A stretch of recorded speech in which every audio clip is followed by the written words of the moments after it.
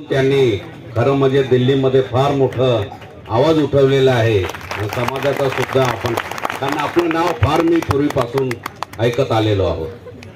आणि हा महाराष्ट्र सरकारने विधानसभा निवडणुकीपूर्वी म्हणजे 6 महिन्याचं सगळ्यांनाच म्हणजे आपले शिक्षण विभाग असेल, आरोग्य विभाग असेल, असे असंख्य विभाग, त्या विभागामार्फत कौशल्य रोजगार ह्या खात्यामार्फत 6 महिन्याचं प्रशिक्षणार्थी म्हणून सर्व युवक विद्यार्थ्यांना कोणाला 8,000 असेल, कोणाला 10,000 असेल, कोणाला 5,000 असेल, ह्या पगारावरती त्यांना लावून घेतलं।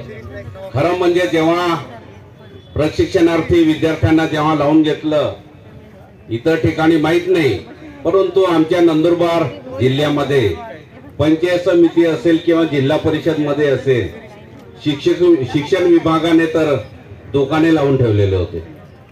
म्हणजे जो तालुक्याचा गट विकास आपल्यावरती टीका नाही करत, परंतु मी त्या अधिकाऱ्यांवरती टीका करतोय की असंख्य बाजार पंचायत समितीच्या गट विकास अधिकाऱ्यांनी लावून ठेवले होते, इतर विभागाच्या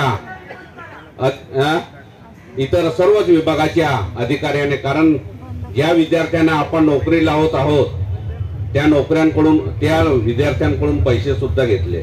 आपण त्यावेळेस फसवलं गेलो, कारण आपल्याला माहिती होतं की हे 6 महिने ह्या सरकारने फक्त विधानसभा निवडणुका डोळ्यासमोरच ह्या नेमणुका केल्या।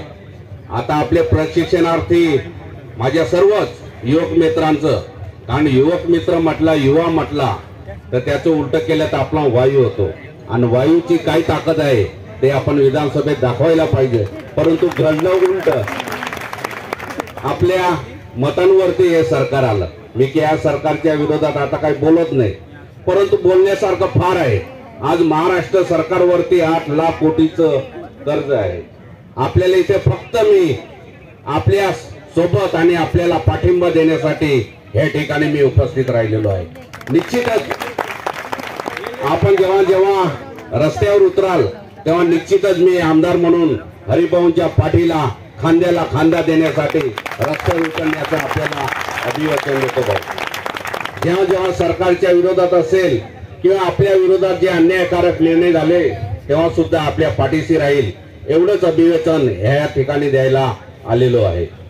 आज 3 मार्चला आमचं अधिवेशन, जे बजेट अधिवेशन चालू होईल, त्याच्या निश्चितपणे हे जे सुशिक्षित बेरोजगार ज्या युवक विद्यार्थ्यांना निवडलं आहे त्याच्यासाठी निश्चितपणे आम्ही आवाज उठवू एवढं सांगतो।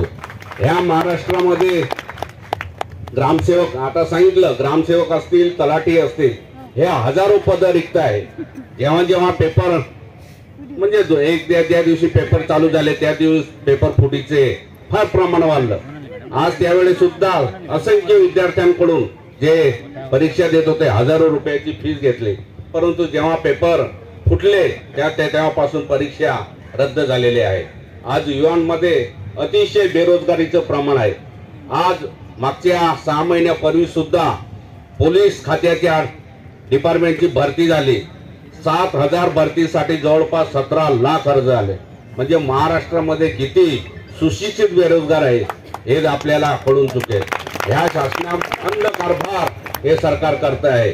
इतर योजना काय राबवत आहे त्याच्यावरती सुद्धा आम्हाला काही बोलायचं नाही, परंतु जो महाराष्ट्रामध्ये बेरोजगारी वाढलेली आहे त्या बेरोजगारीसाठी ह्या शासनाने दखल घ्यावी आणि आम्हाला संपूर्ण राज्यातल्या ज्या इतर सर्वच वर्ग आहे त्याच्यातला आपण जो युवक वर्ग आहे, सुशिक्षित वर्ग आहे, यांना नोकरी, कारण आज असंख्य म्हणजे आकडेवारी